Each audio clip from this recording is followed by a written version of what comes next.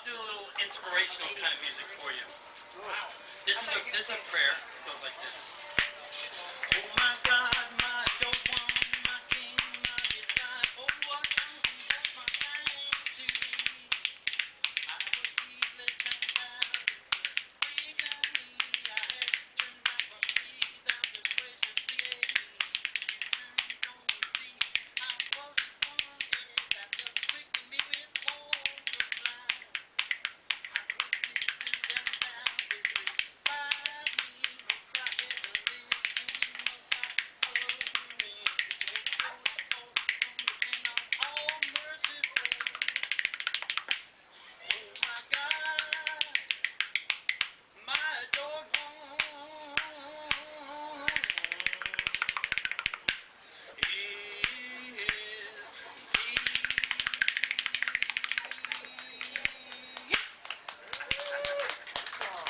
Now, spoons were a big thing back at the time of the gold rush, so were the bones. And you would play them like this. The hardest instrument I think I have to play. But it's literally a snap and a pop. So it's...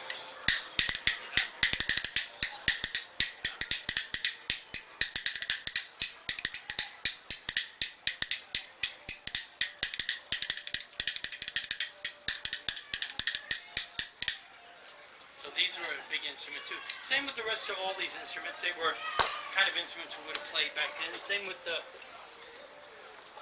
jaw harp was a big instrument we would play back at the gold rush. To play these, you have to be really good at embarrassing yourself. I'm really good at embarrassing myself. Could you just move over this? This gentleman over there is trying to look too. So to play this, you'd have to put it in front of your mouth, and these are called teeth. I don't know if everybody's got a pair. But you don't bite on it and you don't press it down on it. You put it in front of your teeth and you separate your teeth just a little bit. Now, to play this, you got to go.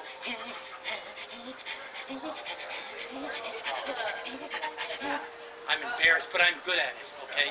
So to play it, you put it in front of your teeth and you go like this.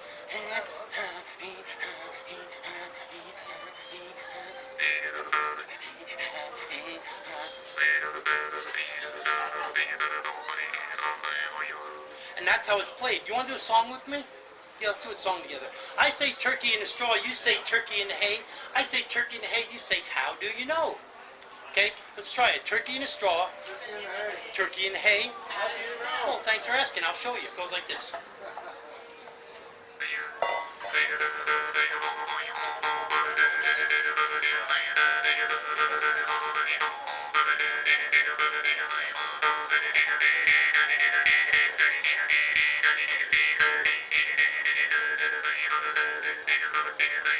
I went out to milk and I didn't know how. I milked me a goat instead of a cow. Turkey's in a straw, but she's upside down.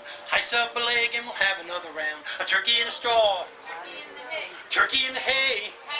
I rake 'em up, shake 'em up, anyway at all, and I sing a little tune called Turkey in a Straw. Had a little chicken, she wouldn't lay an egg. I poured hot water up and down her leg. A little chicken hollered and a little chicken begged. Little chicken laid me a hard-boiled egg. A turkey in a straw.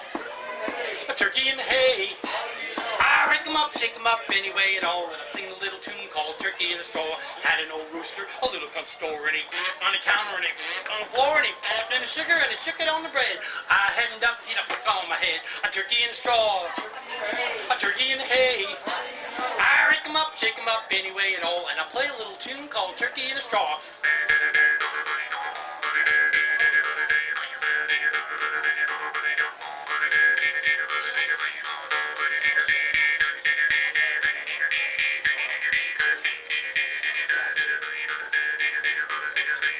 Was an old geezer and he had a wooden leg.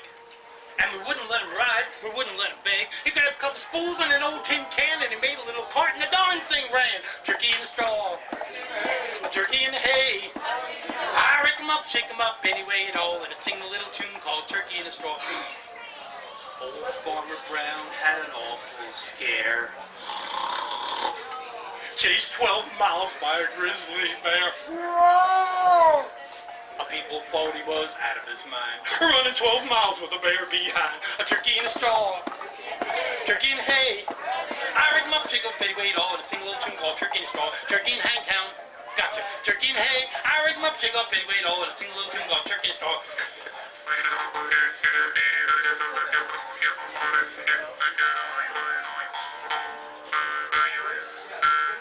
That's how it's played. Okay. This was a big thing. They actually came from Austria and Germany and the mountain country, because when you play these, the echo comes back at you, so you're playing doubles as much as you're playing. So these were very big, and they'd have one like this, which would play the melody, the alto. The soprano, like this one, would play the harmony, and a tenor would play the rhythm. Bom, bom, bom, bom, bom, bom, bom, bom, bom. So this is played this way, and then this would be. You see? So you'd have three different kinds usually. Now, most of the ones that are sold around here aren't worth buying because they're not. I didn't see where that went to. It's underneath your heart. Yeah, it's right here. Oh. Thank you much.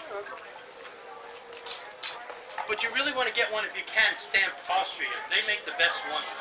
And they're not too expensive. Yeah, it says Austria, and you want to get an alto.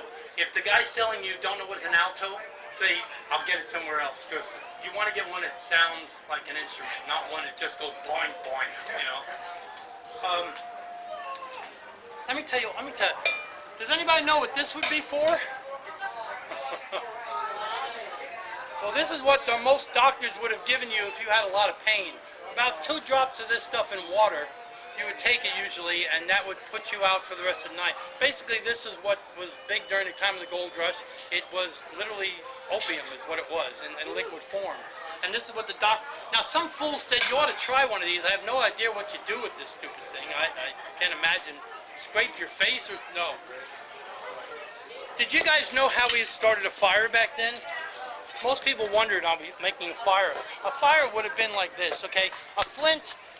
okay, is basically a form of rock, but there are all sorts of flints. Agates are flints also. So this would have been something we carried. And you would carry also in your pack a rat nest. This is called a rat nest to us. Now, this doesn't actually come from a rat, but it would be something that you might find. Some cotton, some burnable, really good material, and some carbonized paper in the center. And you'd hold this, I'm not going to set a fire now, you would hold the flint, and I'm going to burn my fingers, I always do this, and you would then strike this against that, so it had to be a steel, right?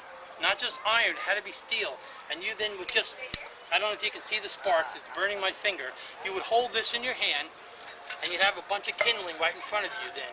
You'd set this on fire, put it down, and tap this out, because this is how you started the fire, so you would, can you see the sparks? Yeah. I can feel them on my finger. Yeah, I see them. Can you see them? Anyhow, there's lots of sparks, believe me. I know because I can feel them on my fingers. And this is how we would start a fire. Right on this, in our hand like this, and we would strike it. And this would instantly catch on fire. We'd put it there and then tamp it out. Because all you wanted this to do. And this we could, you actually, if this was wet, you could still start a fire. Because of the sparks that develop on this. This you had to keep dry. So you always have a tin with rat nesting in it. And then you would also have a flint and steel. Does anybody know what? Does anybody know how we panned for gold? Basically, this was a pan very early in the gold rush. Anybody know what this would be? What do you think this would be? We have to go this way. It's a doll pan. But this actually is a wash basin. Not that I ever use them, but you would wash like this. And this was the important part of the basin. This little rim in here would stop the gold. Do you know? I'm going to tell you a secret now, okay? Here's a secret. Don't tell anybody. The gold is 16 times heavier than anything else in the river. And by slushing, after you dug in the river, had the pan full, and it's full of water, if you slushed, and then you washed, all you do is just pick up the pan backwards, and the water would wash all the loose stuff out. You do that, and this pan would hold the gold. The Chinese invented this one. They brought this here. Exactly. This is a wok top. And this was a standard pan that tinsmiths started making for the miners. Do you know that this would be the pan? Almost for 3 years, this was the basic pan that most miners used. And it was very good because of the deep ridge in here, that would stop the gold. So if you're slushing and you're washing like this, the gold would stop right in here. What do you think a normal age of a 49er was? Any idea? Somewhere between 16 and a half and 19 years old. 85 to 90% of them were that age. Wow. What do you think normal age of getting married back then would have been? Well, women were about 13 and a half, no more than that, yeah, because they wanted to marry somebody they can absolutely train and develop. And men were usually about 16 years old. And then you would ask for the hand of marriage from the parents, and then you would go about working with her father, and he would teach you the business. And it wasn't free, you had to pay back that. So they instantly went into debt. It's still the same now, isn't it? They still go into debt. Yeah, of course, when you get married. But what it was is that they heard, Eureka, there's gold in California laying on the street, and they figured they'd be gone for a year, come back and all their debts would be paid. And that's why so many young people actually came here, 85%, maybe 90%, close to that, were 16 and a half to 19 years old.